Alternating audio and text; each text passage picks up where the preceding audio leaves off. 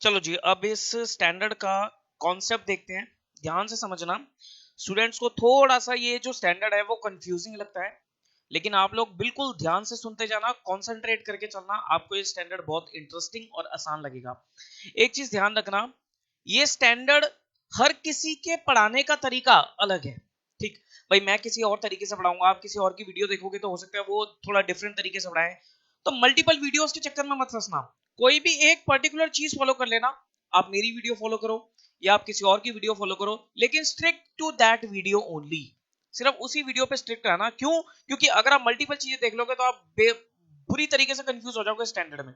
फिर आप उस कंफ्यूजन से बाहर निकल नहीं पाओगे, ये ध्यान रखना। और निकलना बहुत टफ हो जाएगा। या तो आप इंस्टीट्यूट का स्टडी मैट उस पर फोकस कर लो अच्छे से, या आप ये वाली मेरी वीडियो देख लो या किसी की भी वीडियो देख लो, लेकिन ध्यान से। और आई एश्योर यू कि ये वीडियो देखने के बाद आपको बहुत अच्छी स्टैंडर्ड से क्लैरिटी मिल जाएगी। ठीक, आओ जी। तो ये जो नोट्स हैं आई होप आप सबने लिख लिए होंगे। अब इसका डिस्कस करना शुरू करते हैं। ये स्टैंडर्ड कहता क्या है? AS22। देखो जी, accounting standard 22, that is accounting for taxes on income.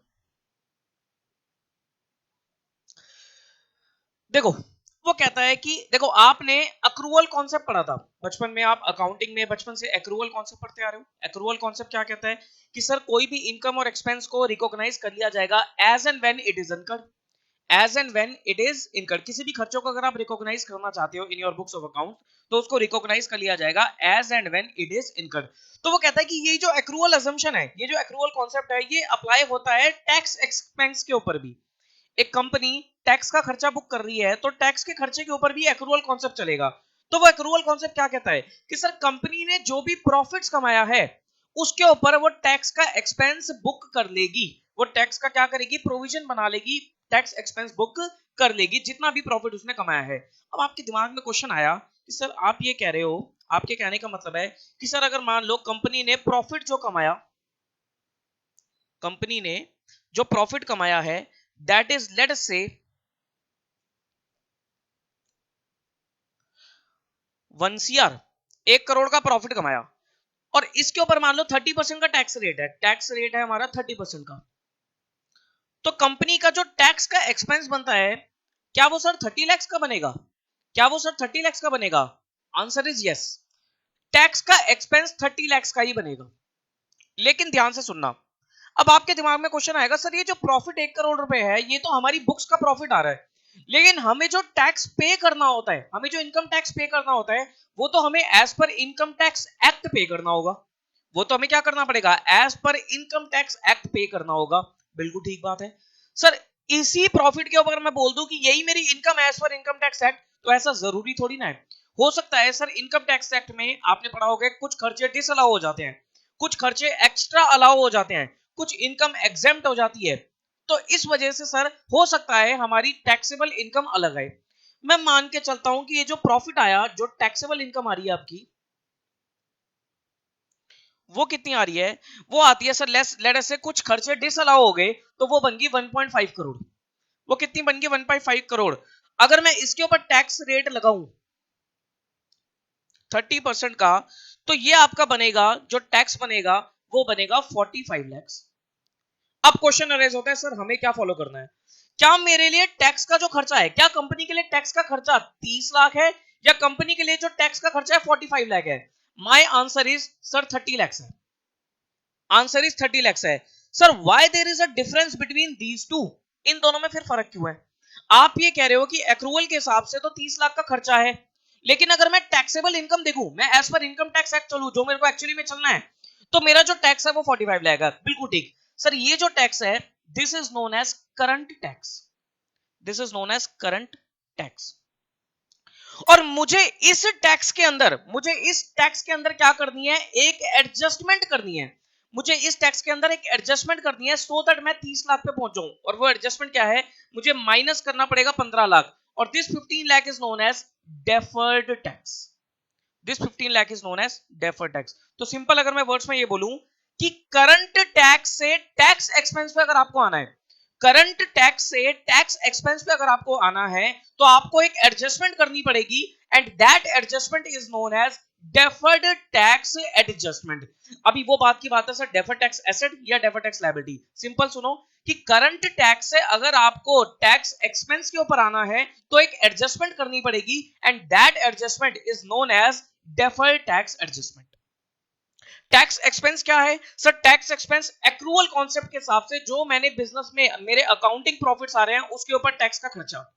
और करंट टैक्स क्या है? जो मुझे इनकम टैक्स इन एक्ट के हिसाब से पे करना है, that is my current tax. तो करंट टैक्स से डेफर्ड टैक्स एक्सपेंस के ऊपर आने के लिए जो आपको एडजस्टमेंट करनी पड़ेगी, that adjustment is known as deferred tax adjustment. इतनी बात समझ में आती है? इतनी बात समझ में आती है? Yes sir. अब देखो इतनी बात मैंने 2-3 पॉइंट्स में लिखवा रखी है, आपको पढ़ो।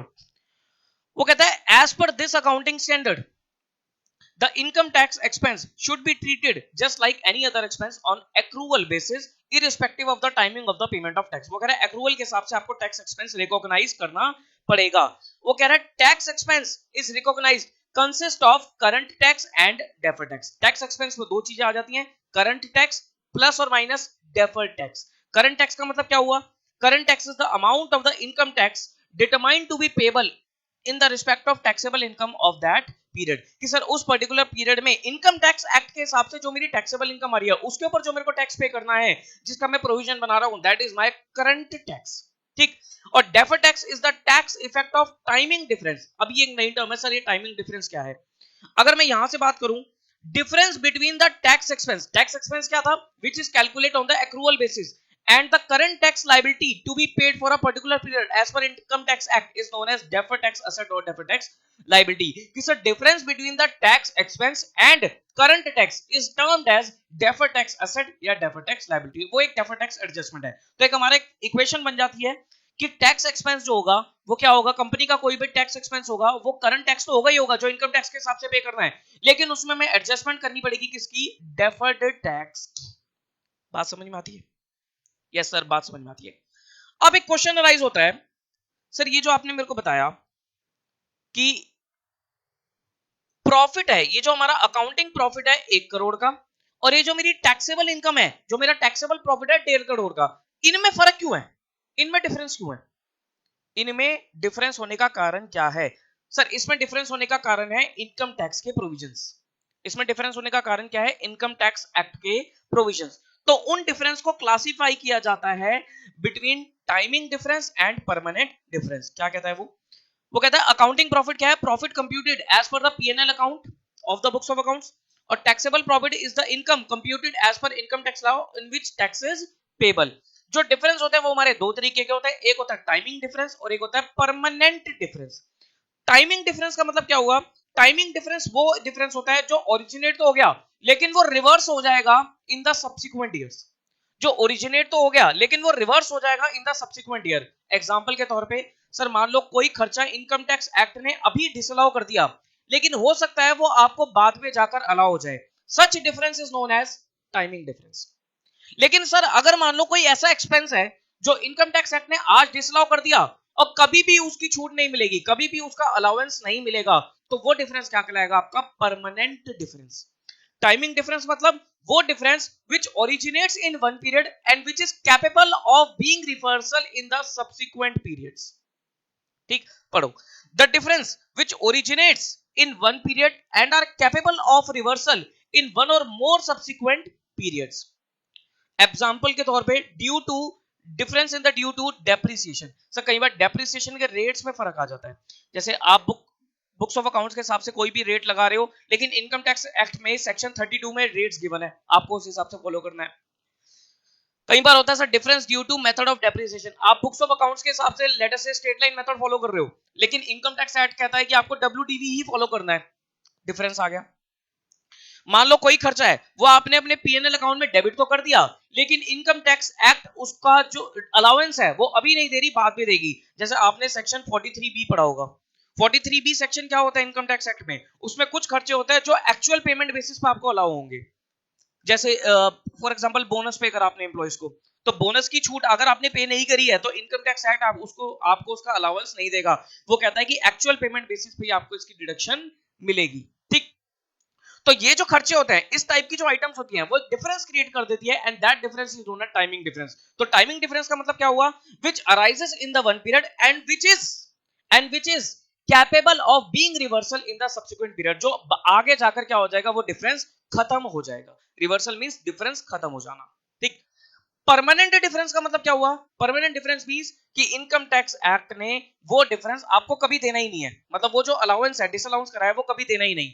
जैसे कि वो कहता है these difference originates in one period and do not reverse subsequently, that is difference remains permanent. जो परमानेंट नेचर का डिफरेंस हो गया, that is known as permanent difference. जैसे कि एक्सपेंस आपने डेबिट कर दिया in the PNL account, but accounting purpose के लिए it is not allowed for tax purpose at all.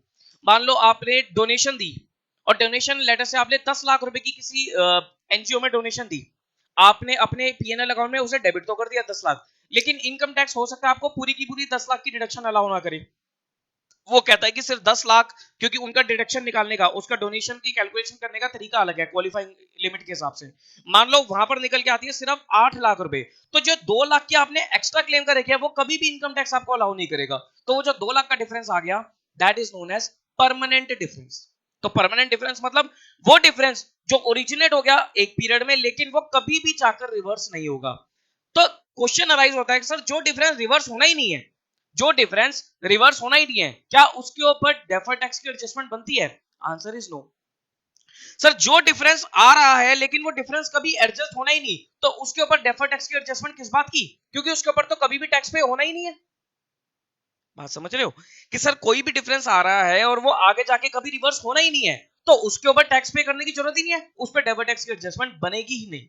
Deferred tax की एडजस्टमेंट हमेशा किस पे बनेगी? टाइमिंग डिफरेंसेस पे, क्योंकि वो आगे जाके क्या होंगे? रिवर्स हो जाएंगे। ठीक। ये भी हो सकता है सर, मान low income credited in the PNL account while calculating accounting profit but is exempted from the tax. मान लो आपने अपने प्रॉफिट एंड लॉस अकाउंट में कोई इनकम, पर्टिकुलर इनकम क्रेडिट कर रखी है, लेकिन हो सकता है इनकम टैक्स में वो इनकम एग्जेम्प्ट हो आपकी, वो इनकम क्या हो आपकी? एग्जेम्प्ट हो, तो उस पर आपको छूट नहीं मिलेगी। मान लो शेयर्स बेचे, शेयर्स बेचने पे आपको लॉन्ग टर्म कैपिटल गेन हुआ, और long term capital gain 1 lakh रुपए तक एग्जेम्प्ट है।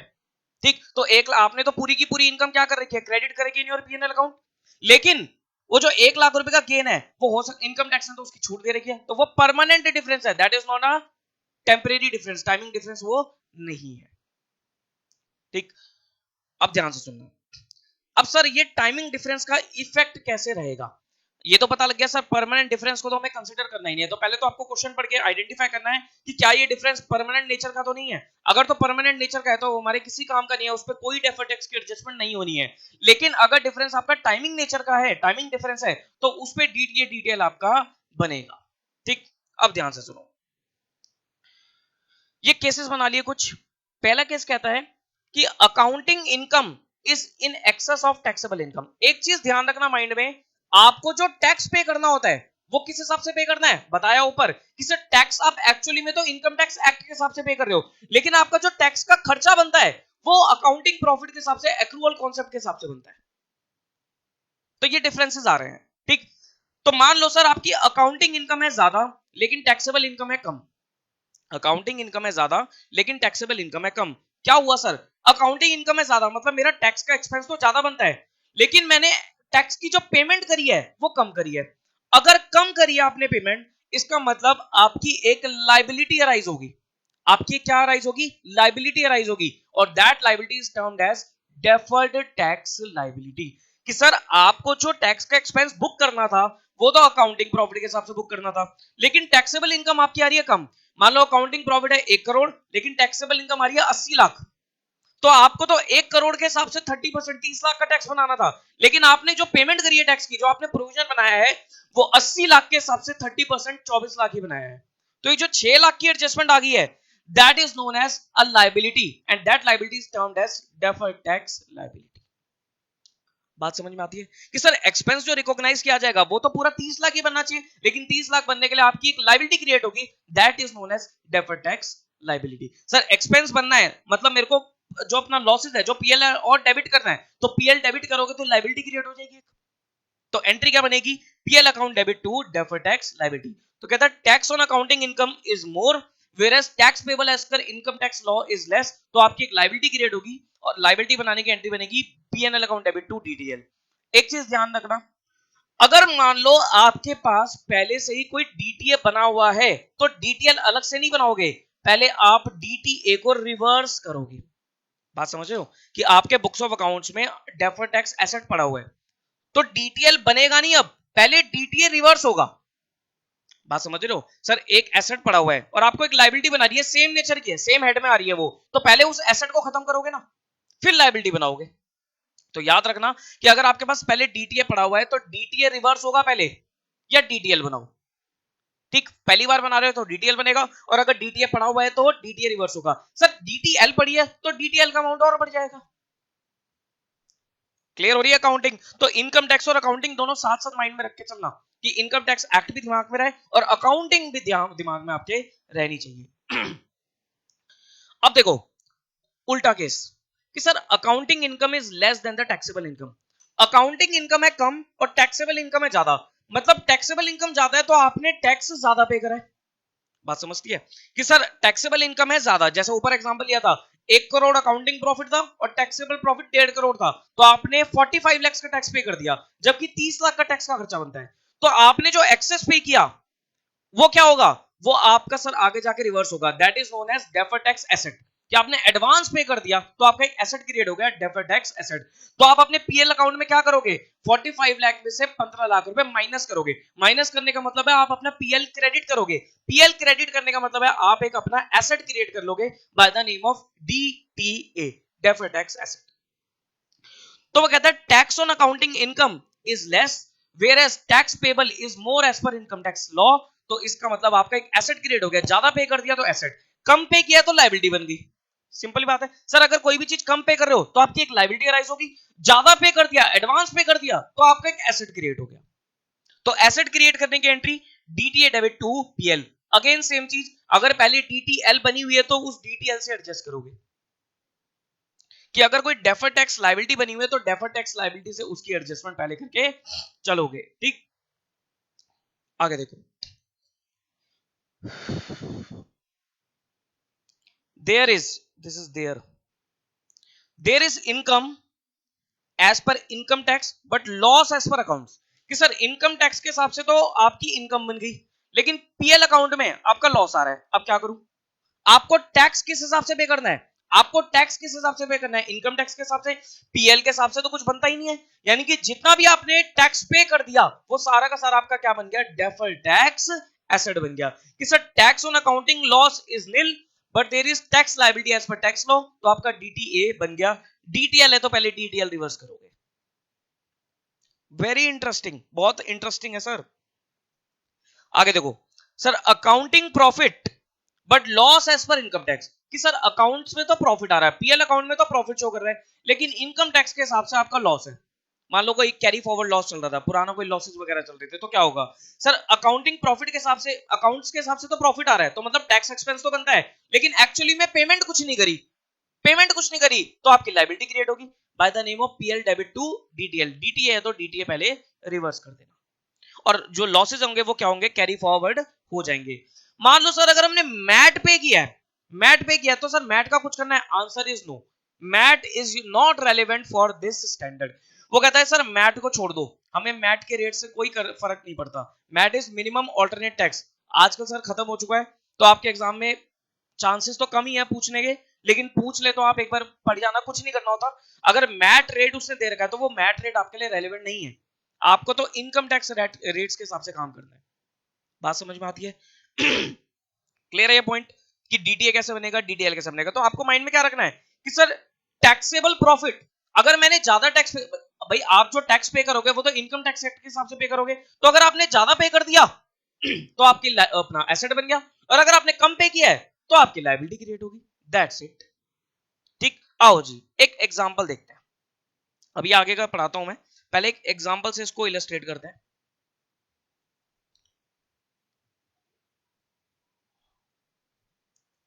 मान लो a company purchase machinery for rupees 1,50,000। ठीक, depreciation is to be provided in 3 years, कि सर 3 साल में इसको क्या करना है, डेप्रिशिएट करना है। तो अगर मैं बात करूं पर ईयर डेप्रिसिएशन, तो बता सकते हो कि सर हर साल का डेप्रिसिएशन कितना बनता है, 50,000 रुपए, कि भाई 3 साल में से राइट ऑफ करना है तो 50,000 का डेप्रिसिएशन बनता है। But as per income tax act 100% depreciation is allowed in first year। कि सर क्या हो रहा है कि आपको जो डेप्रिसिएशन मिल रहा है वो आप अपने बुक्स ऑफ अकाउंट्स में 3 बारी में क्लेम कर रहे हो, 3 साल में क्लेम कर रहे हो, लेकिन इनकम टैक्स एक्ट क्या कह रहा है इनकम टैक्स एक्ट कहता है कि जो डेप्रिसिएशन आपको मिलेगा वो पहले साल में एक ही बार मिल जाएगा, डिफरेंस अराइज होगा। अब मुझे बताओ ये जो डिफरेंस है, क्या ये टाइमिंग डिफरेंस है या परमानेंट डिफरेंस है, सोच के बताना। टाइमिंग डिफरेंस है या परमानेंट डिफरेंस है? सर डेप्रिसिएशन के मेथड में चेंज आ गया, टाइमिंग है या परमानेंट है? सर अगर मैं पहली बारी में क्लेम कर रहा हूं 1.5 लाख रुपए, लेकिन वो सारे के सारे 1.5 लाख आगे जाके रिवर्स हो तो जाएंगे, बिल्कुल हो जाएंगे सर। 1.5 लाख में से 50,000 तो पहले साल में रिवर्स, फिर 50,000 दूसरे साल में, फिर 50,000 तीसरे साल में, तो ये तो क्या हो गया, एक टाइमिंग डिफरेंस हो गया। अगर मान लो ऐसा होता कि सर 1.5 लाख अलाउ हो गया लेकिन आगे कभी मिलना ही नहीं है, वो कभी रिवर्स ही नहीं होना, मान लो ये जो डेप्रिसिएशन है ये आपने क्लेम तो कर लिया पीएल अकाउंट में, लेकिन इनकम टैक्स कहता है कि इसके ऊपर डेप्रिसिएशन नहीं मिलेगा, फिर वो आपका परमानेंट डिफरेंस आ जाता, उसके ऊपर आप कुछ नहीं कर सकते थे, फिर आपकी कोई डेफर्ड टैक्स की एडजस्टमेंट नहीं होगी। लेकिन यहां पर आपकी डेफर्ड टैक्स की एडजस्टमेंट होगी ही होगी, क्योंकि ये सारा का सारा डिफरेंस जो राइज हो रहा है वो आगे जाके रिवर्स हो जाएगा। ठीक, अब देखो मान लो ईयर 1 में profit before depreciation, year 1, year 2, year 3, let us से 2 लाख, तीनों साल में फिक्स कर लेते हैं, 2 लाख 2 लाख 2 लाख, ये आपका प्रॉफिट बिफोर डेप्रिसिएशन है। अगर आप डेप्रिसिएशन लेस करोगे, ये तो मैं बुक्स ऑफ अकाउंट्स की बात करूंगा यहाँ तो, ठीक, डेप्रिसिएशन लेस करोगे तो कितना कितना आ जाएगा, 50, 50 एंड 50। तो this is your profit before tax, 150, 150 and 150। Less करोगे आप क्या, tax expense, tax expense less करोगे। टैक्स एक्सपेंस में सबसे पहले आपका आता है करंट टैक्स।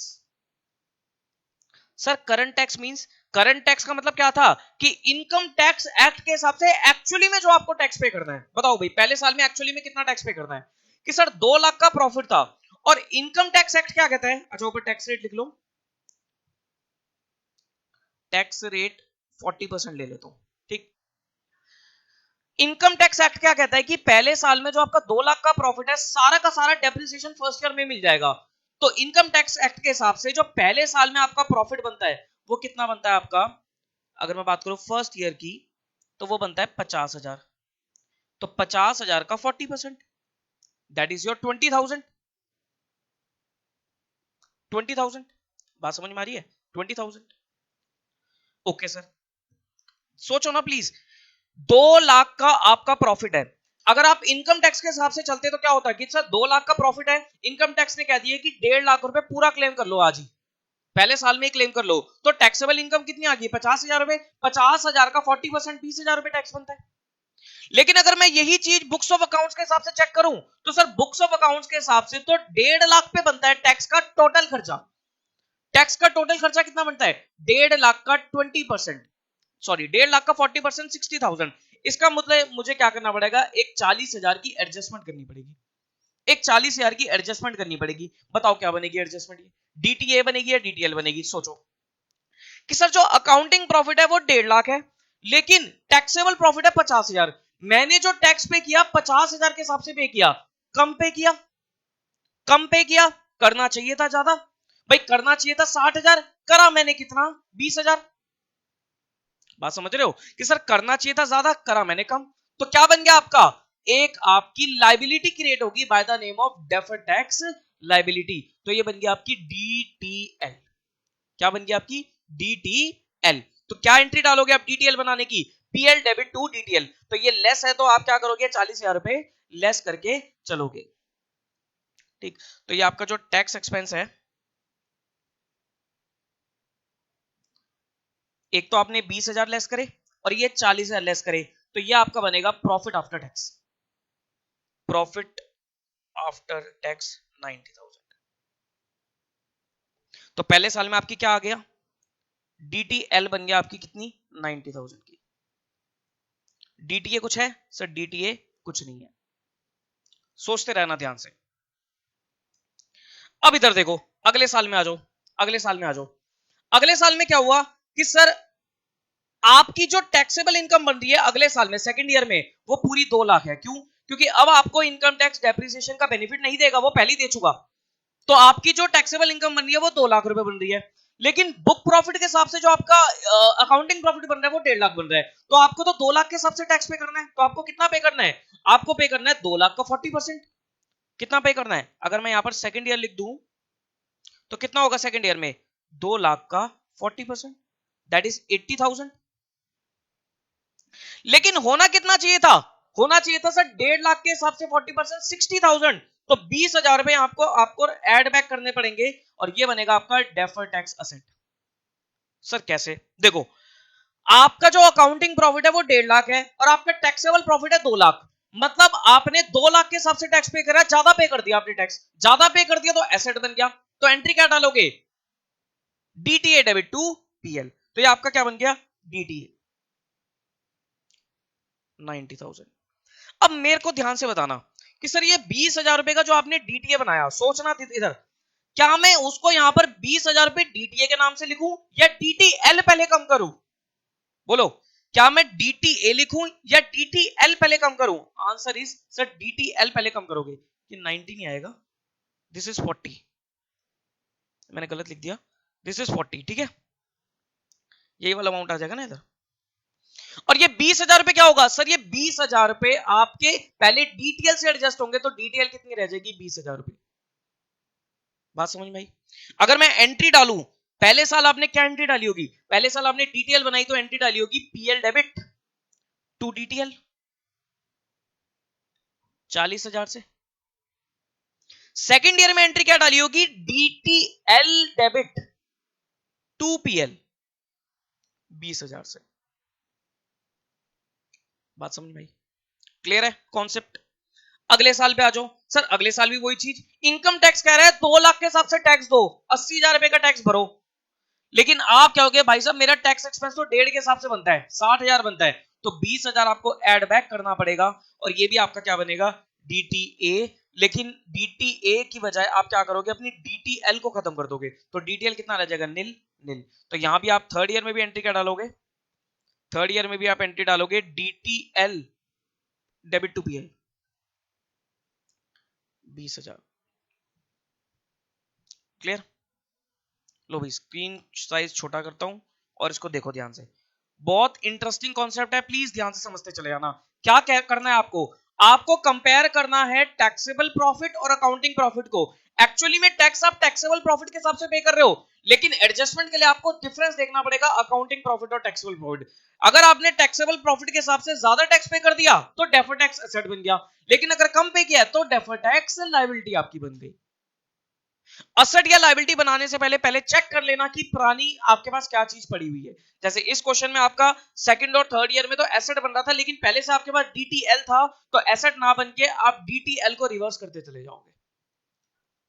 क्लियर है यहां तक की बात? बोलो जी, क्लियर है? तो ये एग्जांपल के हिसाब से आपको बड़ी अच्छे से समझ में आ जाएगा। अब आपको आइटम बाय आइटम जाना है और काम करते चले जाना है। आपके एग्जाम में तो खैर ऐसा नहीं आएगा, वो तो सिंपल आइटम बोल देगा कि भाई ये डिफरेंस है, आप बता देना सर। ठीक, ये जो मैंने आपको एग्जांपल दिया है दैट इज प्रैक्टिकल, जो प्रैक्टिकली कंपनीज फॉलो करती है इस चीज को। ठीक है, आगे देखो। अब हम इसकी कुछ थ्योरेटिकल चीजें पढ़ते हैं।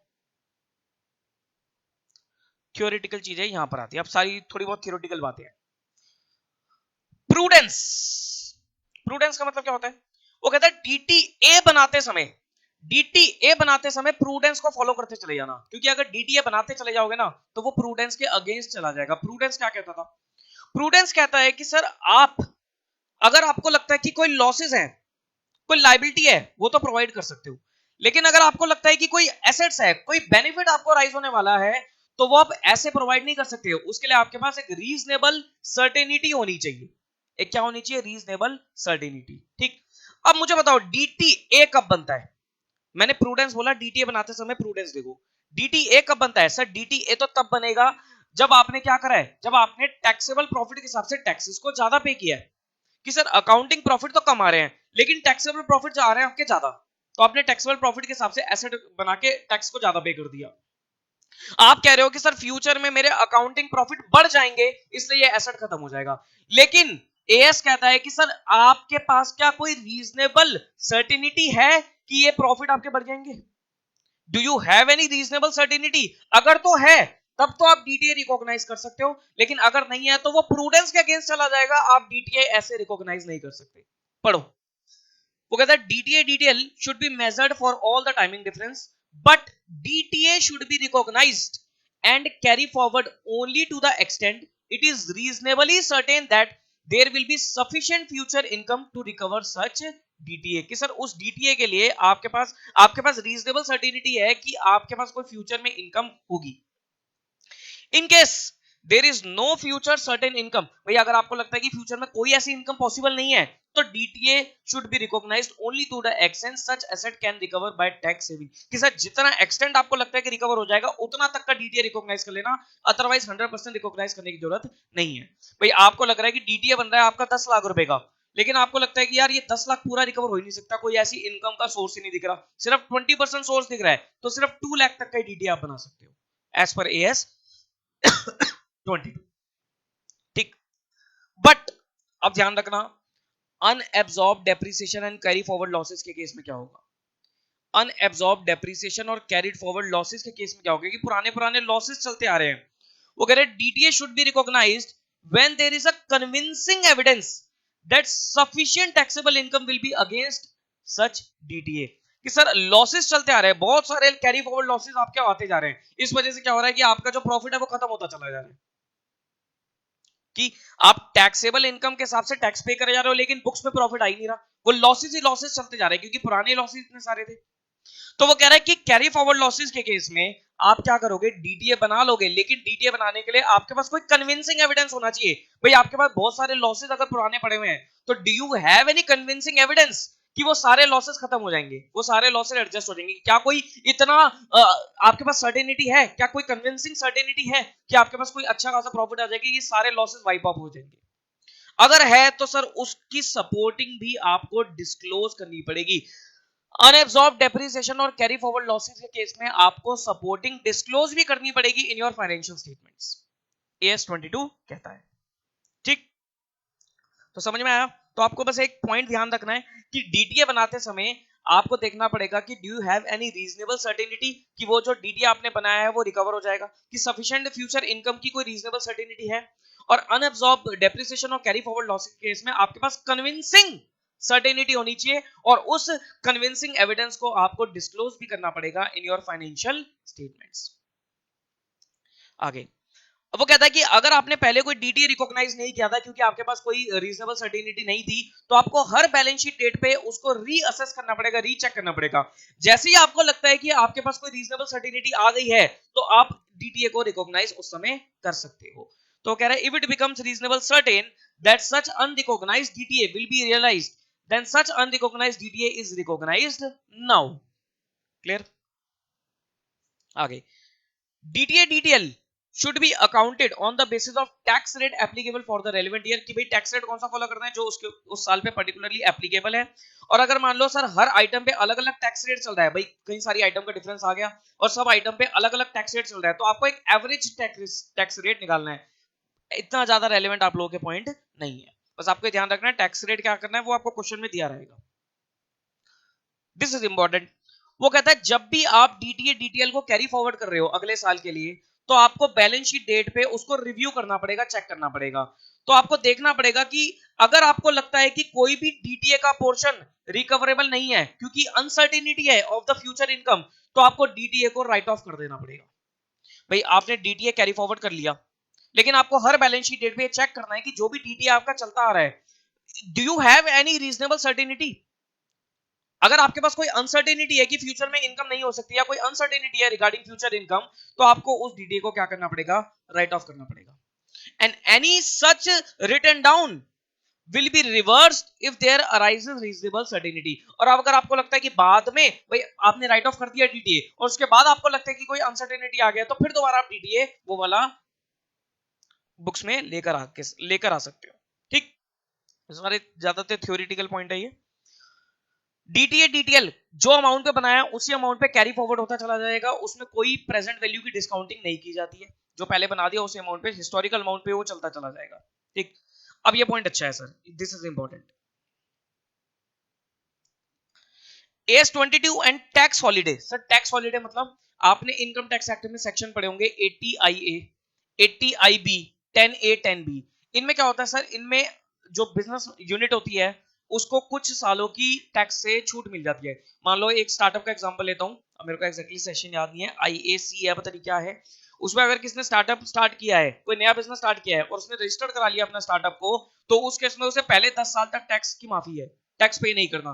या कोई पर्टिकुलर किसी एरिया में उसने अपनी इंडस्ट्रियल यूनिट सेटअप कर लिया है, तो पहले 5 साल टैक्स की माफी है। ठीक होता है सर टैक्स हॉलिडे, आपने इन सेक्शंस में इनकम टैक्स में पढ़ा होगा।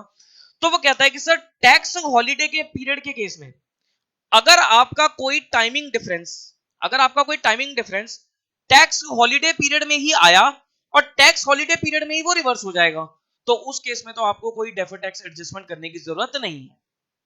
लॉजिकल सी बात है कि sir timing difference tax holiday period मतलब मान लो पहले 5 साल छूट है, तो पहले साल में आया तीसरे साल में खत्म हो जाएगा, तो उस केस में डीटीए की एडजस्टमेंट करने की जरूरत है ही नहीं, क्योंकि वो तो टैक्स हॉलिडे पीरियड चल रहा है, कोई टैक्स की एडजस्टमेंट बनती ही नहीं है वहां पर, कोई टैक्स का खर्चा बनता ही नहीं है वहां पर। लेकिन अगर आपका कोई टाइमिंग डिफरेंस आया तो टैक्स हॉलिडे पीरियड में, लेकिन वो रिवर्स होगा आफ्टर टैक्स हॉलिडे पीरियड, मतलब मान लो आया वो टाइमिंग डिफरेंस सेकंड ईयर में, पहले 5 साल तक टैक्स की छूट थी, आया वो सेकंड ईयर में, लेकिन वो रिवर्स होगा 5 साल बाद, मान लो 7th में 8th ईयर में, तो उस केस में आपको डेफर्ड टैक्स की एडजस्टमेंट करनी है। कब करनी है, जिस साल में वो डिफरेंस अराइज हुआ था, ओरिजिनेट हुआ था। ठीक है जी, मान लो सर कई सारे डिफरेंस है, तो हम किसको पहले प्रेफरेंस देंगे, जो डिफरेंस पहले आया पहले उसकी एडजस्टमेंट करी जाएगी। ठीक, तो पढ़ते हैं इसको। The deferred tax in respect of timing difference which originates during the tax holiday period and reverse during the tax holiday period should not be recognized। कि भाई टैक्स हॉलिडे पीरियड में आया, टैक्स हॉलिडे पीरियड में बेचारा चला गया, तो कोई एडजस्टमेंट उसकी नहीं होगी।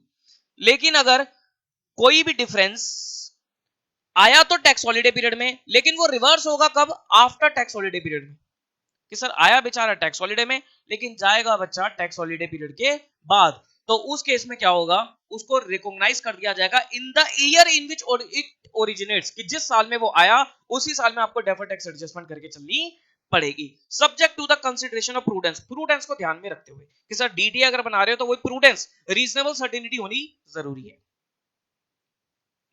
Timing difference which originates first should be considered of reversing first, कि सर जो पहले आया वो पहले रिवर्स किया जाएगा। ठीक है जी, तो ये बेसिक सी थ्योरी आपको क्लियर होती है, बोलो जी क्लियर होती है। तो ऊपर आपको ध्यान रखना है ये टेबल आपकी सबसे ज्यादा इंपॉर्टेंट है, वेरी वेरी इंपॉर्टेंट, इससे आप प्रैक्टिकल क्वेश्चन सॉल्व करोगे। ऊपर एक बेसिक सी अंडरस्टैंडिंग थी अबाउट द कॉन्सेप्ट्स। अच्छा कई बार आपके लिए ये डिफरेंस इंपॉर्टेंट हो जाता है, दिस इज इंपॉर्टेंट, एग्जाम में क्वेश्चन पूछे जाता है 5 नंबर का, difference between timing difference and permanent difference, तो वो आपको पता होना चाहिए। ये चीज आपको क्लियर होनी चाहिए कि sir current tax plus deferred tax, इन दोनों को टोटल करके आपका कंपनी का क्या बनता है, पूरा का पूरा टैक्स का खर्चा बनता है। ठीक, तो ये डिफरेंस आपको आ गया, ये टेबल से आपकी अकाउंटिंग होगी, प्रैक्टिकल क्वेश्चन होगा। बाकी ये प्रूडेंस वाला point again important, theoretically theory का कोई क्वेश्चन आ रहा है तो आपके लिए इंपॉर्टेंट है। बाकी ये छोट-मोट पॉइंट है, बहुत ज्यादा रेलेवेंट नहीं है। टैक्स हॉलिडे के ऊपर वो क्वेश्चन पूछ लेता है, अगेन दिस इज इंपॉर्टेंट।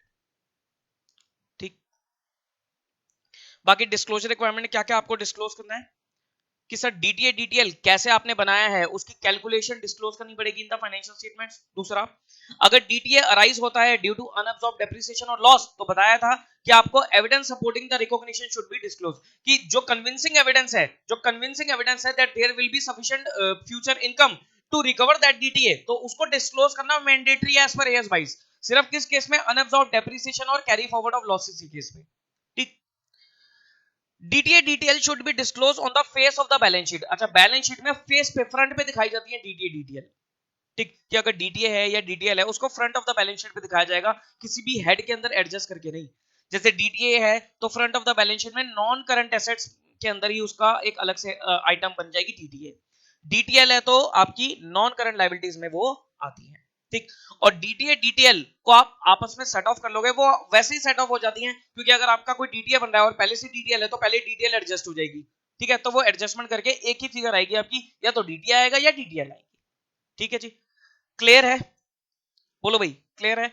तो this is the whole concept of this standard AS22 with a example. Example के साथ मैंने आपको बता दिया कि आपको AS22 किस तरीके से आपका कॉन्सेप्ट चलता है। ठीक, बाकी देखो क्वेश्चंस की वैरायटी अलग अलग है, बाकी ये कॉन्सेप्ट आपका यही है, ये एग्जांपल आपके लिए काफी काम आएगा। ठीक है जी, दिमाग में क्या रखना है? दिमाग में ये रखना है कि sir accounting profit, taxable profit, जो टैक्स पे किया मैंने वो तो मैंने टैक्सेबल प्रॉफिट के हिसाब से पे किया, ज्यादा पे कर दिया तो deferred tax asset asset create हो गया, कम पे कर दिया तो लायबिलिटी क्रिएट होगी। और एक चीज ध्यान रखनी है कि सर जो कंपनी का टैक्स एक्सपेंस होता है वो एक्रूअल कॉन्सेप्ट के हिसाब से चलता है, that is current tax plus minus deferred tax adjustment. ठीक, क्यों? क्योंकि सर कंपनी का जो टैक्स का एक्सपेंस है वो अकाउंटिंग प्रॉफिट्स पे बनेगा और वो एक्रूअल के हिसाब से पूरा बन जाएगा, लेकिन जो आपका करंट टैक्स है वो क्या होता है? इनकम, सॉरी, वो क्या होता है आपका? इनकम टैक्स के एक्ट के हिसाब से होता है। तो इसलिए जो टोटल टैक्स एक्सपेंस है उसमें से अगर आप करंट टैक्स को हटा दोगे तो आपकी डेफर्ड टैक्स की एडजस्टमेंट निकल कर आ जाती है। इसलिए फॉर्मूला बन जाता है कि tax expense is equal to current tax plus deferred tax. बाकी डीटीए क्या है, डीटीएल क्या है, वो टाइमिंग डिफरेंस के हिसाब से। क्लियर है जी? तो आई होप आपको बहुत अच्छी अंडरस्टैंडिंग मिल गई होगी इस कॉन्सेप्ट में। इंपॉर्टेंट स्टैंडर्ड है सर, 5 नंबर में क्वेश्चन इसके आने के पूरे पूरे चांसेस होते हैं एग्जाम में, और बहुत से बच्चे सर इसको छोड़ जाते हैं क्योंकि 5 नंबर के लिए बच्चे दिमाग लगाते नहीं है। लेकिन 5 नंबर स्कोर करना सिर्फ 5 नंबर की बात नहीं है भाई साहब, यह आपके लिए आगे जाके बहुत इंपॉर्टेंट है। कल को आप ऑडिट पे जाओगे, फाइनेंशियल स्टेटमेंट्स बनाओगे उन कंपनी की जो एएस फॉलो करिए, तो ये इंपॉर्टेंट है। आगे जब आपको इंड एएस 12 पढ़ना है फाइनल लेवल पे, तो वो इसी से ही रिलेट होते हुए चलेगा। तो ये एएस आपको 22 अच्छे से क्लियर करना है, छोड़ना मत। अभी तक छोड़ रहे थे तो अब मत छोड़ना, बहुत ध्यान से समझ लेना। ठीक, और फॉलो, दोबारा बता रहा हूं, follow only one particular item, एक ही पर्टिकुलर किसी भी फैकल्टी को फॉलो कर लेना, चाहे इंस्टीट्यूट का मटेरियल फॉलो कर लो, कुछ भी फॉलो कर लो, लेकिन focus on only one thing. क्योंकि अलग अलग जगह से पढ़ोगे, सबके पढ़ाने का तरीका अलग है, मैं पहले बता रहा हूं। आंसर सबके सेम रहेंगे लेकिन पढ़ाने का तरीका अलग है। मल्टीपल जगह देख लोगे तो you will get lot of confuse, आपके बहुत ज्यादा कंफ्यूजन क्रिएट हो जाएगी, जिससे आपको निकल पाना मुश्किल हो जाएगा। इसी रीजन की वजह से बच्चे ये स्टैंडर्ड छोड़ देते हैं। ठीक, तो focus on only one thing. तो मैंने तो सर अपनी तरफ से पूरी तरीके से आपको कोशिश कर दी है क्लियर कराने की। ठीक जी, आओ जी अब हम इसके प्रैक्टिकल क्वेश्चंस देखते हैं कि एग्जाम में किस टाइप के क्वेश्चंस पूछे जाते हैं। आओ जी।